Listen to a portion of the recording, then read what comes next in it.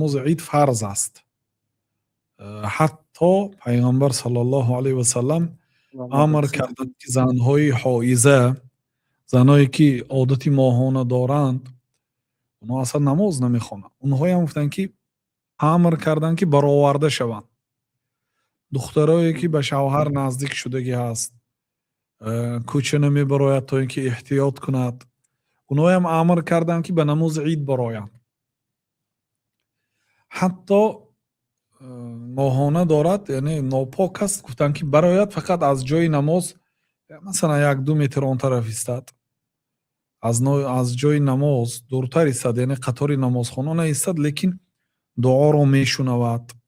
ولی یشهدن الخیر، به خیر شریک شوند، شاهد شوند و به دعای مسلمان ها آمین گویند و از برکت این روز بهره مند شوند. گفتن یا رسول الله، یکی ما جلباب نمییابد، یعنی یک متایی که از بالی سرش میگیرد که تمام عضواش محکم میکند، زنها ندارد، همه آدم ها چیکار کند؟ گون از اون یگان دوگانش یک روز به اجاره گیرد، گفتن یا اعاره گیرد، یعنی داده ایست گوید.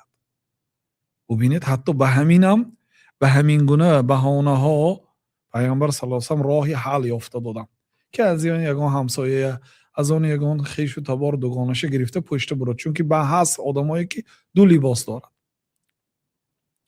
آدمایی بودن مثل یک لباس دارن یا ندارن حتی برای عید روی، گفتن از اون دوگانش گرفته پشت رود، اما علی اونا شنید نگفتن. بنابراین حافظ بن المنذر رحمت الله علیه گفتن که اجمع كل من نحفظ عنه من اهل العلم على ان صدقه الفطر فرض، این درباره صدقه فطر. بعد درباره عید که اختلاف علما هست، بعضی ها واجب گفتن و بعضی ها فرض گفتن، چون که پیامبر صلی الله علیه و آله امر، لفظی امر کردن جناب رسول الله صلی الله علیه و آله که برآورده شود، و حالا که اونو اصلا برای اونو نماز واجب نیست. چی جایی آن مثلا برادرها و مردهایی که عاقل هستند و برای آنها نماز عید فرض است. بنابراین خوب میشد که امام ها در این باره ها کوشش کنند، یعنی راهی حلش یابند در یک جای وسیع، در یک صحرا، در یک مثلا میدان های ورزشی، جایی که بسیار آدم میگیرد.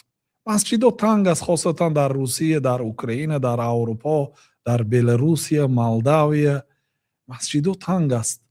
مادامی که نمیبرد یک صحرای اجاره گرفتن، یک جایی امام های هم حاجت به مصلحت دارن برادرها، در بری آنها استتون مصلحتتون شاید گپیش ما گیرند. به هر حال این یک دویمش در صورت یک مسجد 2 بار 3 بار عید خواندنش هم اجازت است. والله تعالی اعلم.